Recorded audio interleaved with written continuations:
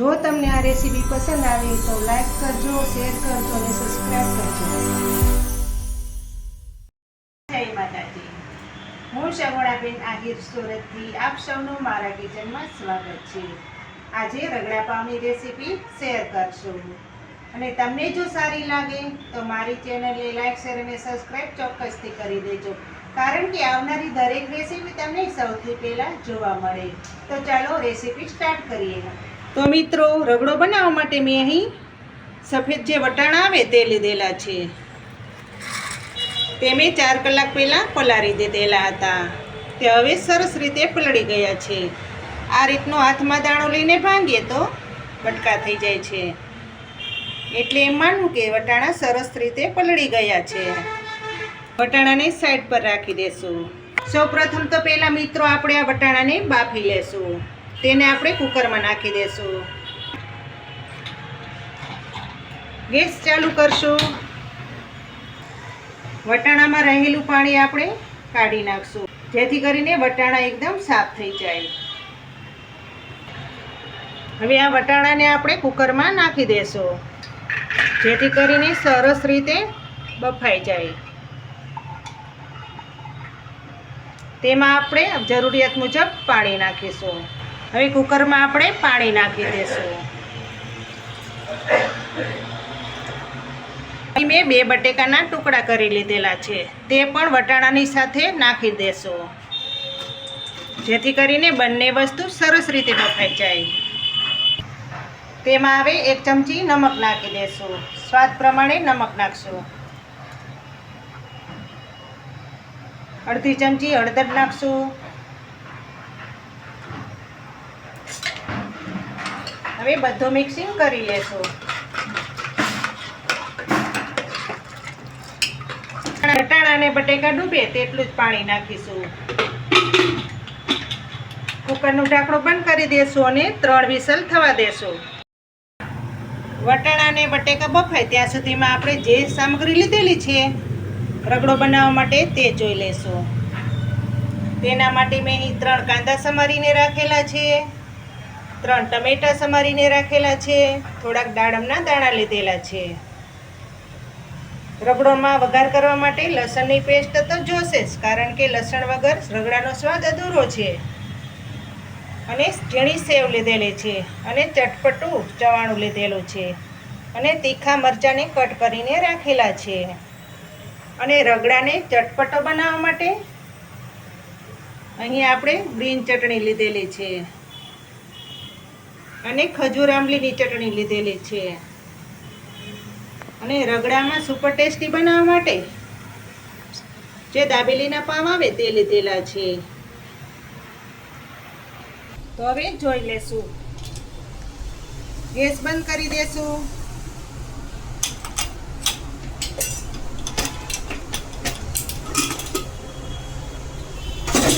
બંને વસ્તુ high glass બફાઈ ગઈ છે. તો હવે નીચે ઉતારી લેશું અને બીજા વાસણમાં કાઢી લેશું.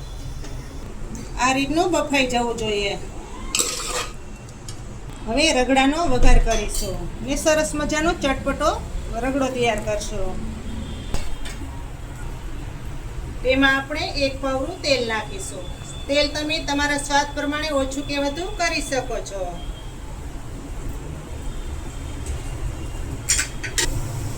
તેલ સરસ ગરમ થઈ ગયું છે તો તેમાં 1 ચમચી રાઈ નાખશું. રાઈને સરસ ફૂટવા દેશું. 1 ચમચી આખું જીરું નાખશું. બંને વસ્તુને સતડાવા દેશું.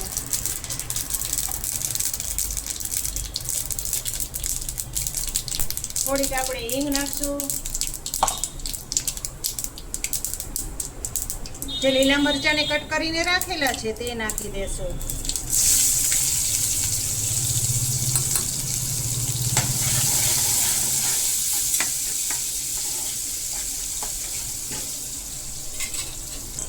તેમાં અમે લસણની પેસ્ટ નાખીશું. તમે જો ઘરમાં લસણ ન ખાતા હોય તો સ્કીપ કરી શકો છો, પણ લસણથી ટેસ્ટ ખૂબ જ સારો આવે છે, એટલે લસણની પેસ્ટ અવશ્ય નાખવી.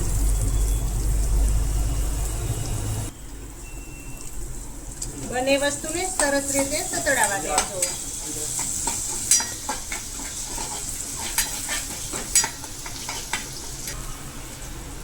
તેમાં હવે ડુંગળી કટ કરીને રાખેલી છે તે નાખશો.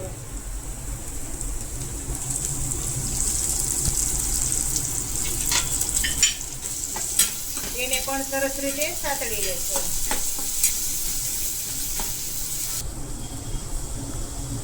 હવે મસાલાની સાથે સ્વાદ પ્રમાણે નમક નાખશો.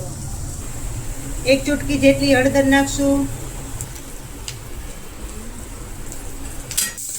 આપણે ટમેટા પણ સાથે નાખી દીધેલા છે, કારણ કે બંને વસ્તુને સરસ રીતે સોફ્ટ થવા દેવાની.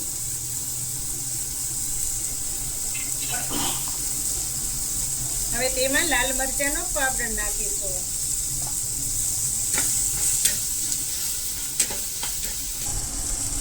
હવે બાફેલા રગડાને મસાલાની સાથે નાખી દેશો.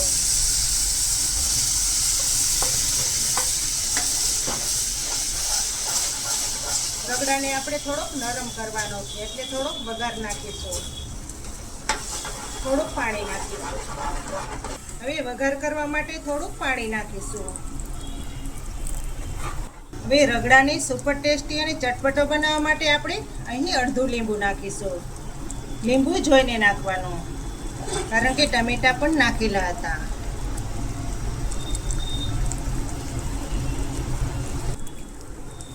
ઉપરથી આપણે લીલા ધાણા નાખી દેશું. હવે ગેસ બંધ કરી દેશું અને નીચે ઉતારી લેશું, કારણ કે રગડો ચટપટો તૈયાર થઈ ગયો છે. જોઈ શકો છો ને, જોતા જ ખાવાનું મન થાય તેવો રગડો તૈયાર થયો છે. તમને જો પણ આ રેસીપી સારી લાગે તો અવશ્ય બનાવજો, કારણ કે રગડા પાઉં ખૂબ જ સ્વાદિષ્ટ તૈયાર થાય છે. જુઓ મિત્રો, રગડા પાઉંની બધી સામગ્રી તૈયાર થઈ ગઈ છે. તો હવે ડીશ તૈયાર કરશો.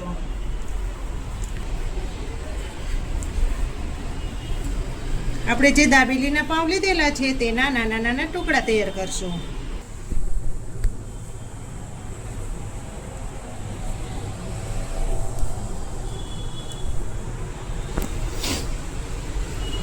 હવે ચટપટો રગડો નાખીશું.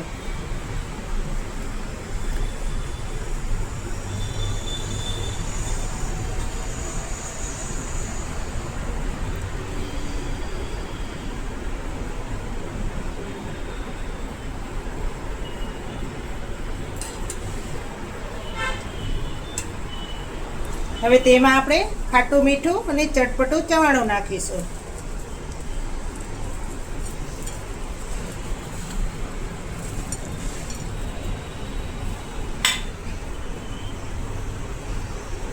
હવે ટમેટાના ટુકડા રાખીશું. ઝીણી સમારેલી ડુંગળી નાખશું.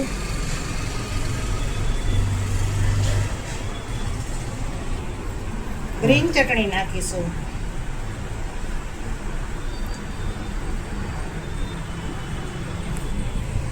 ખજૂર આંબલીની ચટણી નાખશું.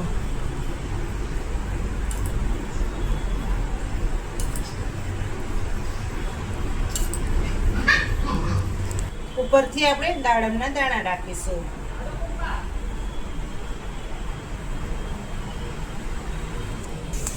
હવે સેવ રાખશું.